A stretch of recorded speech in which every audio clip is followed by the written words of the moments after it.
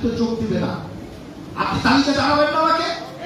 আমি রাষ্ট্রের মালিক, আমাদেরকে জানাতে বাধ্য আপনি যে সরকারি আমার আপনার ট্যাক্সের টাকায় ওর বেতন হয়, ওর কত লোক সাহস চাকরিতে যোগ দেয়নি। আমরা জানতে চাই এরা কারা, এরা কি করেছে, কি মানবিক অপরাধ এরা করেছে এবং আপনারা সচেতন থাকবেন প্রত্যেকটা বিষয়। ষড়যন্ত্র কিন্তু হচ্ছে, ষড়যন্ত্র কিন্তু থেমে নেই। সর্বশেষ যে কথাটি বলবো, সাম্য এবং মানবিক বাংলাদেশ গড়তে হবে। আজকে সুনামগঞ্জবাসীর সুনাম কি নষ্ট হয়েছে? একটু সুনাম আছে, নষ্ট হয় না একটু একটু হয়েছে, দু চারটা পরিষ্কার তো হয়েছে। তারেক রহমানের নির্দেশ পরিষ্কার কথা বলে যাব, কান খাড়া করে